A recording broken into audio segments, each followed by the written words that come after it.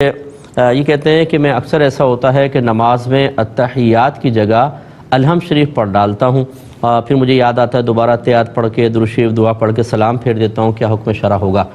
لیکن اچھی طرح یاد رکھیں، کسی نے التحیات کی جگہ قرآن پڑھ دیا یعنی سورہ فاتحہ جیسے آپ کہہ رہے ہیں، تو اس پہ سجدہ سہو لازم ہو جائے گا۔ تو لہٰذا اگر آپ نے ایسا کر لیا تھا تو آپ کو سجدہ سہو کرنا تھا، پھر التحیات پڑھ کر اور درود شریف اور دعا۔ اگر آپ نے ایسا نہیں کیا تو جتنی ایسے نمازیں آپ نے گزاری سب کے سب واجب العیادہ ہیں، آپ کو دوبارہ پڑھنی ہوں گی۔ بھائی نے پوچھا تھا یہ نائی کا کام حلال ہے کہ حرام؟ دیکھیں اس میں سارے افعال حرام نہیں ہوتے، ہاں جیسے اب داڑھی بڑھانا یہ واجب ہے، آپ اگر اس کو مونڈیں گے تو یہ ترک واجب ہوگا، اور ترک واجب گناہ ہوتا ہے، اور گناہ میں تعاون کرنا گناہ ہے، اور گناہ کی اجرت لینا بھی گناہ ہے، لہٰذا وہ آپ کے لیے کسب خبیث کہلائے گا، اس کو بغیر ثواب کی نیت کے آپ کو صدقہ کرنا ہوگا۔ باقی یہ کہ بال کاٹنا اور دیگر جو آپ نائیوں کے کام ہوتے ہیں وہ شرعاً جائز ہوتے ہیں، وہ حرام نہیں ہیں۔ ایک انہوں نے کہا کہ مجھے قرآن پاک پڑھنا نہیں آتا تو کہ میں بسم اللہ الرحمن الرحیم والا قرآن پڑھ سکتا ہوں؟ دیکھیں اس قرآن کی کوئی شرعی حیثیت نہیں ہے، یہ عوام نے بنایا بسم اللہ کا قرآن، وہ تو بسم اللہ الرحمن الرحیم پڑھنے کا ثواب ملے گا، بسم اللہ کا قرآن کیا مطلب ہوتا ہے؟ تو اس لیے اس سے بہتر پھر آپ بسم اللہ ویسے پڑھ لیں، لیکن قرآن نہ کہیں اس کو پہلی بات، دوسرے اذکار الہیہ کر لیں، مطلب لا الہ الا اللہ، سبحان اللہ، لا حول ولا قوت الا باللہ وغیرہ، ان کا آپ ورد کر لیں، بہت بہتر ہے۔ اور قرآن سیکھیں آپ، یہ ہم مطلب اگر گورنمنٹ آف پاکستان اعلان کر دے کہ جو قرآن پڑھا ہوا ہوگا اس کو ہر مہینے 10,000 روپے ملیں گے،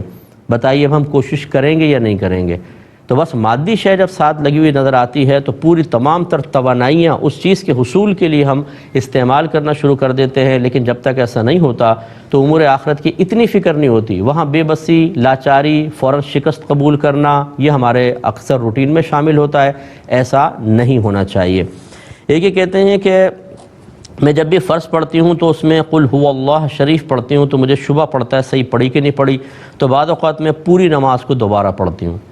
دیکھیں یہ آپ شیطان کا ساتھ دے رہی ہیں، ایسے ہی ہوتا ہے جب شیطان وسوسہ ڈالتا ہے، وہ چاہتا ہے کہ انسان یکسوئی سے عبادت نہ کر سکے، میں اس کو اتنا فیڈ اپ کر دوں کہ اس کی عبادت بے مزہ ہو جائے یا عبادت چھوڑ بیٹھے۔ اگر آپ کو شبہ ہے تو آپ پہلے ہی جب قل واللہ شریف پڑھتی ہیں تو بڑی توجہ کے ساتھ پڑھیں، پوری توجہ وہاں لگا کر، اور جب آپ پڑھ چکے مطمئن ہو جائیں، اب بعد میں شبہ پیدا ہو آپ صاف شیطان کو جواب دیں، صحیح ہے غلط میرا اللہ قبول کرے گا، بس آپ توجہ سے ادا کریں، 2-3 دفعہ کر کے دیکھیں، شیطان وسوسے ڈالنا چھوڑ دے گا۔ ہم اس پہ سوچتے ہیں کہ ہاں پتہ نہیں صحیح ہوا کہ غلط ہوا، یا ہم پہلے ہی دنیا کے خیال میں مگن ہوتے ہیں، بے توجہی سے ادا کرتے ہیں، پھر شبہ میں پڑھتے ہیں صحیح ہوا تھا کہ نہیں۔ اس لیے میں نے آپ سے کہا پہلے توجہ رکھیں، اور جب آپ توجہ سے ادا کر چکے ہیں اب کسی شیطانی وسوسے کا خیال نہ کریں، اگر وہ کہتا بھی ہے تو آپ یہی جواب دیں میرا اللہ قبول کر لے گا، انشاءاللہ وہ بھاگ جائے گا۔ یہ کہتی ہیں کہ جب عورتوں کے یہ حیض ختم ہوتے ہیں تو کس ٹائم انہیں غسل کرنا چاہیے، جیسے فارغ ہوئی ہیں فوراً یا دن گزارنے کے بعد؟